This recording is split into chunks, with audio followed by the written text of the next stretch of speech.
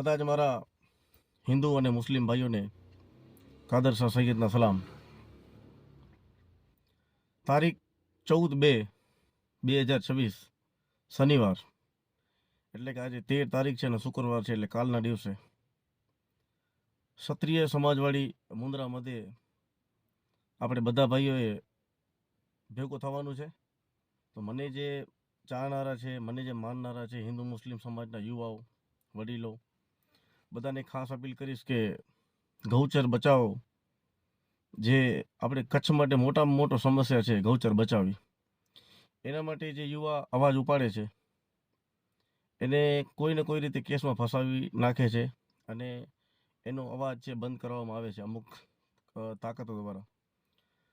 તો જે સમાજનો યુવા લડે છે એ પોતાના માટે નથી લડતો, એ ગૌચર કચ્છની છે, ગૌ માતાની છે, એના માટે લડે છે. એના સમર્થનમાં અમારો મુસ્લિમ સમાજ, સમગ્ર મુસ્લિમ સમાજનું સમર્થન છે આ વાતમાં.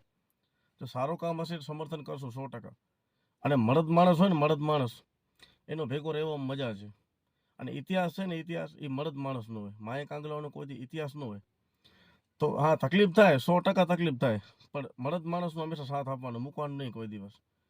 તો જે આપણા સમાજના કે અન્ય સમાજના મળદ યુવા હોય ને એની સાથે હંમેશા રહેજો, એવી મારી ખાસ અપીલ છે. તો કારે આપણે બધાએ ભેગું થવાનું છે અને આવેદનપત્ર આપવાનું છે. તો આવા સારા કામમાં જોડે રહેજો, તો આ વસ્તુનો ઇતિહાસ ગવા રહેશે. તો બધા ભાઈઓને ફરીથી એકવાર અપીલ કરીશું કે આવા સારા કામમાં મળદ માણસ જોડે આપણે રહીએ અને આપણે એને સપોર્ટ કરીએ, તો આવનાર પેઢી છે ને, નહીંતર આપણે છે ને બધું આ દેશે કે અમારા પૂર્વજો લડ્યા હતા અને તમે એની સાથે હતા નહીં.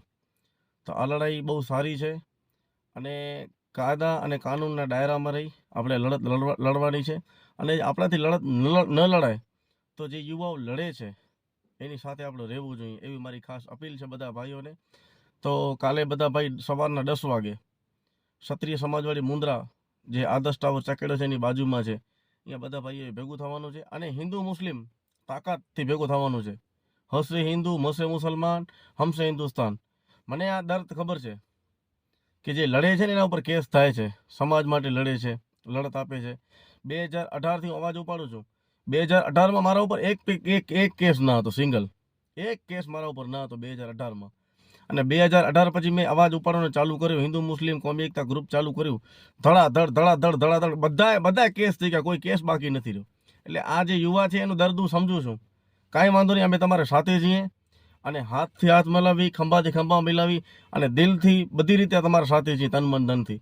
તો કાંઈ ટેન્શન લેશો નહીં. અને આ જે લડત છે એ બિંદાસ લડજો, અમે તમારા સાથે છીએ, સમગ્ર મુસ્લિમ સમાજ તમારી સાથે છે. બધા ભાઈઓને ફરીથી રિક્વેસ્ટ કરીશ કે કાલે હાજર થઈ જાજો સવારના 10 વાગે ક્ષત્રિય સમાજવાળી મુન્દ્રા મધ્યે.